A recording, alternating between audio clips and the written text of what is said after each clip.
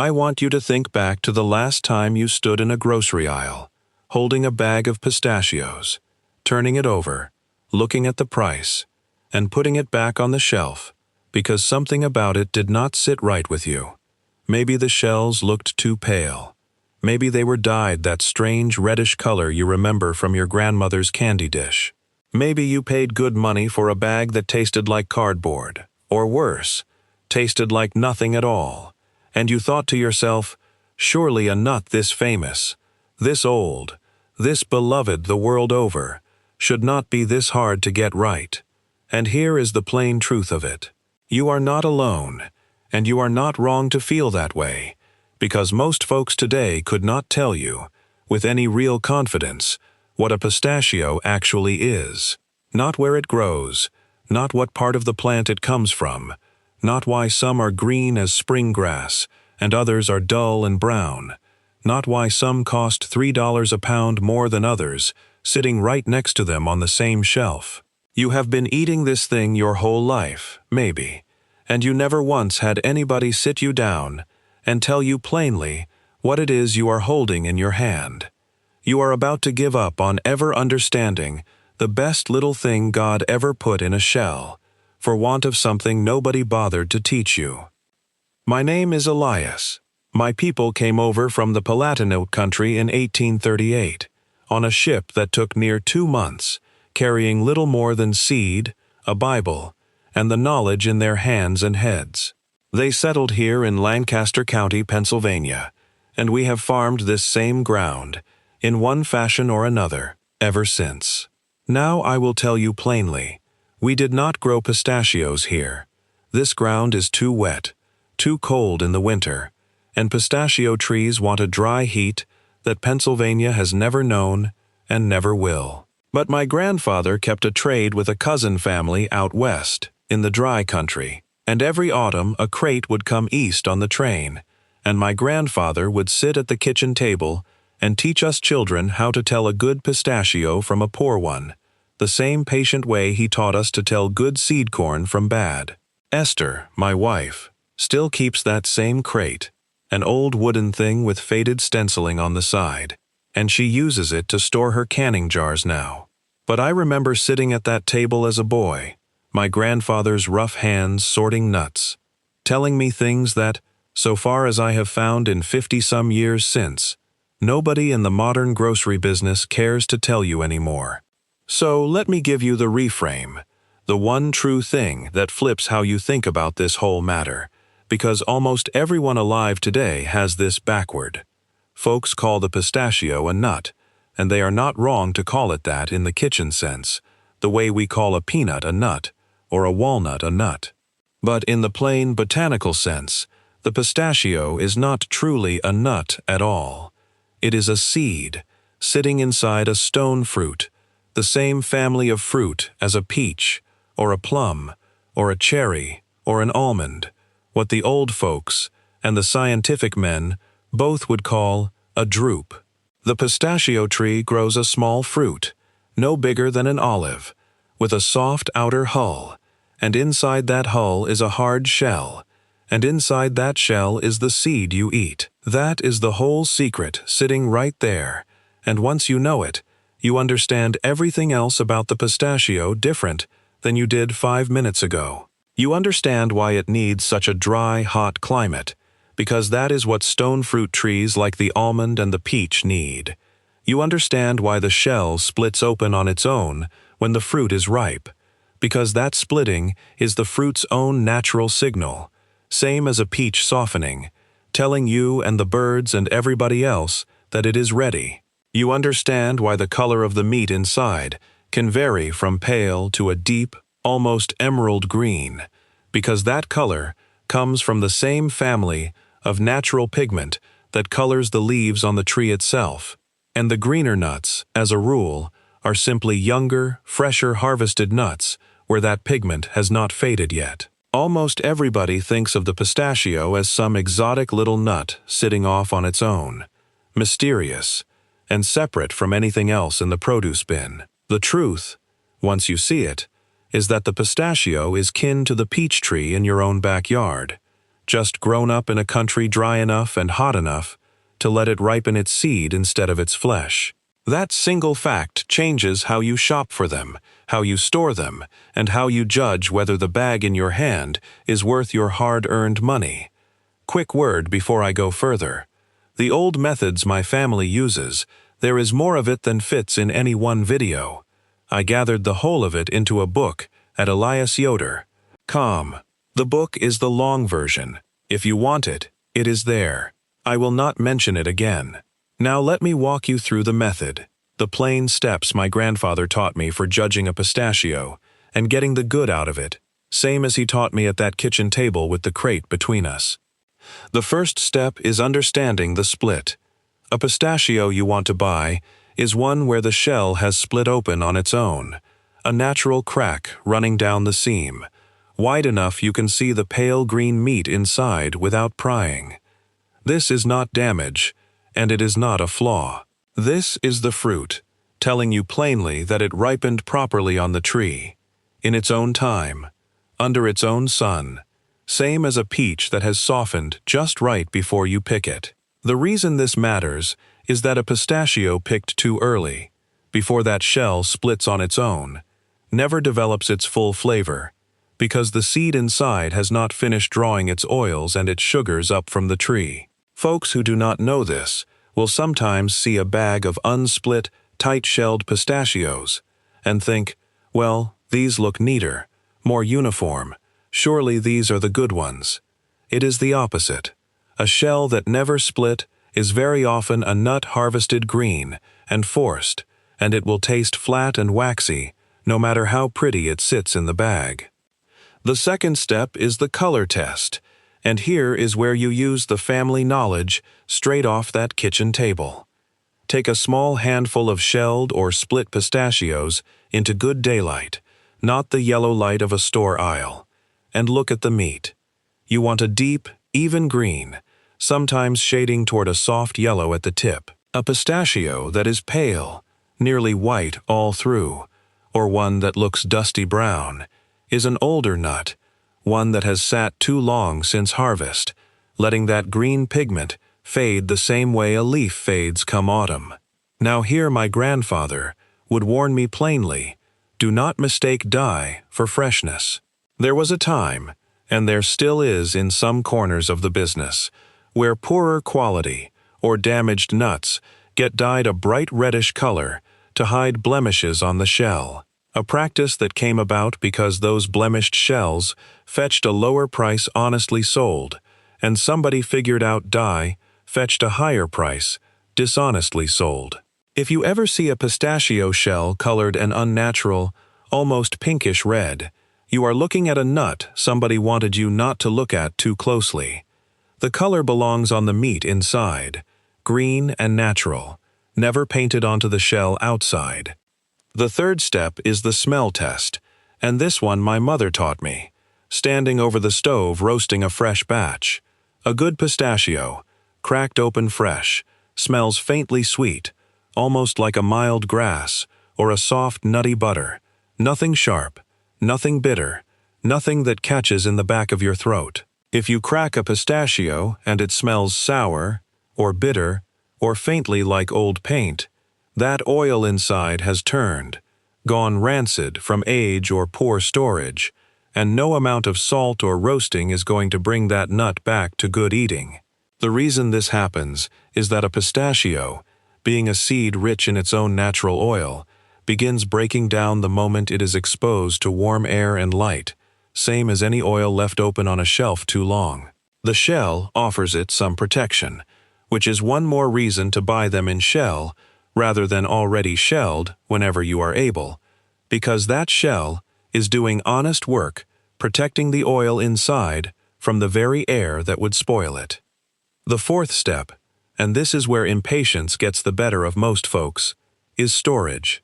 My grandfather kept his pistachios in that wooden crate in the cellar, cool and dark and dry, and he would tell us children plainly, a pistachio does not want your kitchen counter, and it does not want your sunny windowsill, no matter how pretty the bag looks sitting there.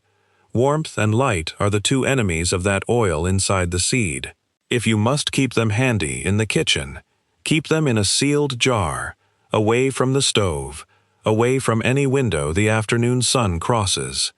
Better still, if you have bought more than you will eat within a few weeks, the cold cellar of old, or your refrigerator today, will keep that oil steady far longer than any cupboard will. This is not some fussy modern instruction. It is the same plain wisdom that kept lard from turning rancid in my great-grandmother's kitchen, applied here to a different oil, in a different little shell. The fifth step, and the one that trips up the most impatient among us, is the roasting and salting, if that is how you take them.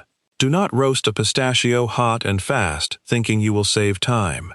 A pistachio roasted too hot, too quick, scorches that delicate oil before the heat ever has a chance to draw out its full, sweet flavor, and you are left with something bitter on the outside and raw tasting within. My mother always roasted hers low and slow, a modest oven heat, turned and watched, patient the whole while, because she understood that good things in this life, whether it is a pie crust or a pistachio, rarely reward a person in a hurry. There is a sixth step, one my grandfather did not learn until later in his life, from that same cousin family out west who grew the trees themselves, and it concerns the harvest season and why the price of a good pistachio moves the way it does through the year. Pistachio trees, being kin to the peach and the plum, bear their fruit once a year, gathered in a narrow window in early autumn, and what you buy fresh off that harvest carries the best of that deep green color and that sweet, clean oil. As the months wear on, even in good storage, some small measure of that freshness slips away, slow and steady, same as any fruit or seed will do given enough time. This is why my grandfather always tried to buy his crate soon after the harvest came in, rather than waiting until deep winter or spring, because he understood plainly that time itself was working against the nut, quietly, the whole while it sat waiting to be eaten. Now I do not tell you this to make you fearful of a bag that has sat a few months on a shelf, because a well-stored pistachio, kept cool and dark and in its shell, holds up a good long while. I tell you this so you understand why a bag bought in October so often tastes brighter and sweeter than the very same brand bought in April, and so you know to lean, when you have the choice, toward the freshest harvest you can find, rather than assuming every bag on a shelf is equally new. There is a seventh matter worth understanding plainly, and it touches on why some pistachios you find are a natural, pale ivory shell, while others, before any dye ever touches them, are already a soft tan or golden color. This difference very often comes down simply to variety and to growing region, the same way one apple tree gives you a red-skinned fruit and another gives you a green one, with neither being better nor worse for it, only different.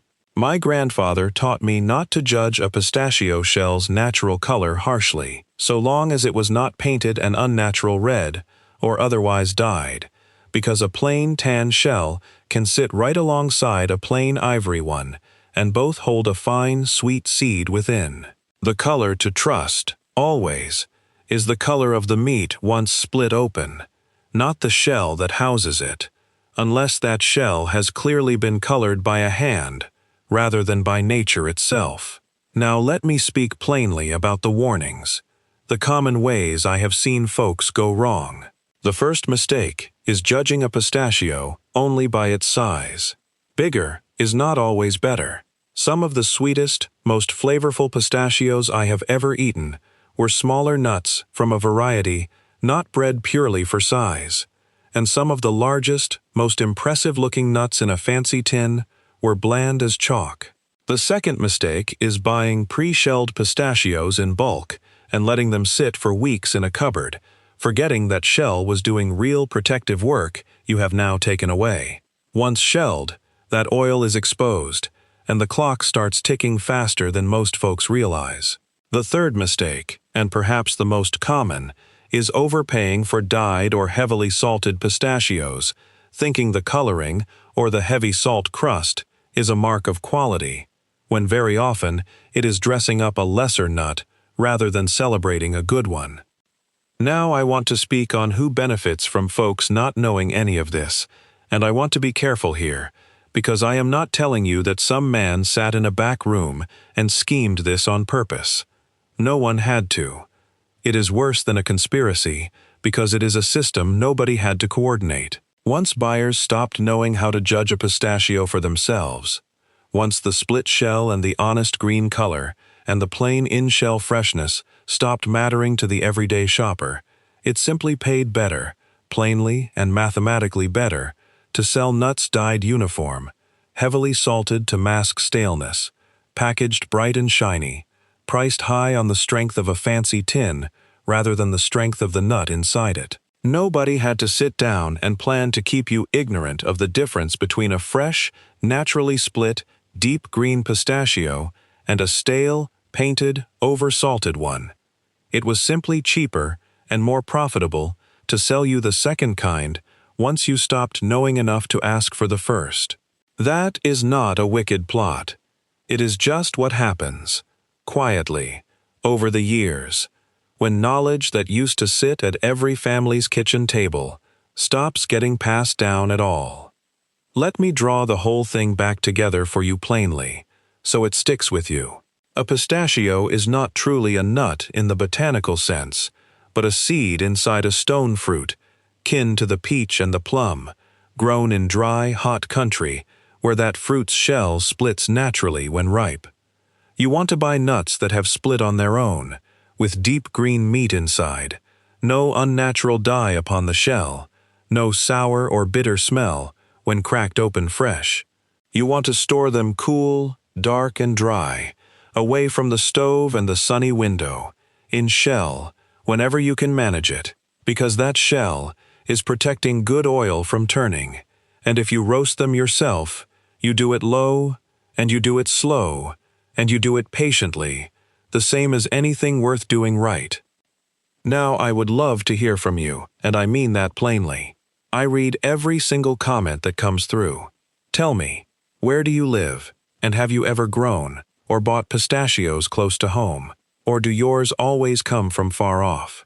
Tell me who taught you about nuts and seeds growing up.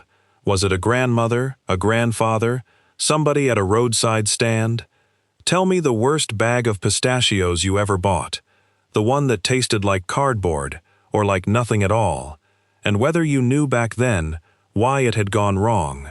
And tell me, honestly, did you know before today that a pistachio was not truly a nut at all, but a seed and stone fruit kin to the peach? I read every one of these comments, and I promise you, I learned the whole country from them, one kitchen table at a time, same as I learned from my grandfather at ours. There is a rare kind of community out here among folks who still care how a thing is truly made, still care to know what they are eating, rather than simply trusting the label.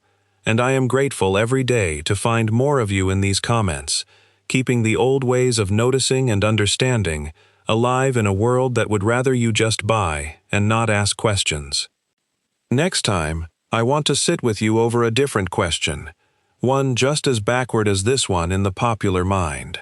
I want to tell you the plain truth about the almond, another one folks call a nut without knowing it is kin to that very same peach tree, and why the almond you buy today in the store is very often not even the same almond your great-grandparents would have recognized at all. There is a reason for that, a true and interesting one, and I will lay it out for you plain, same as I have here. One more thing before I close, and it is a small thing, but small things are usually where the truth hides. If you have children or grandchildren in the house, let them help you split and sort a bag of pistachios some evening, the same way my grandfather let me help him at that kitchen table. Let them feel which shells have split clean and which have not. Let them smell the difference between a fresh nut and a stale one. Let them see with their own eyes what a natural green looks like against a painted red. It costs you nothing but a little time, and it plants in them the very same seed of understanding my grandfather planted in me, one that no fancy label or clever packaging will ever be able to talk them out of later in life. I will close now with this. My grandfather used to say that a nation forgets itself one small forgotten fact at a time. Not in some grand collapse, but quietly. A kitchen table skill here, a plain piece of family knowledge there, until one day, a whole people stands in a grocery aisle, holding a bag of something their own grandparents could have told them everything about. And they know nothing. And they do not even know that they do not know. This country was built by people who understood the things in their hands, the seed and the soil and the fruit and the shell, because understanding those things was how a family fed itself and kept itself, generation after generation, without needing anybody else to tell them what was good and what was not. I am not trying to sell you on nostalgia for its own sake. I am trying to hand you back a small piece of what my grandfather handed me at that kitchen table, so that the next time you stand in that aisle, turning a bag over in your hands, you will know, plainly and for certain, exactly what it is you are holding, and exactly how to tell the good from the poor. That is all any of us old folks ever wanted to pass down. Not miracles, not magic, just the plain truth about the things that feed us, so that it is never lost, not on my watch, and I hope, not on yours either.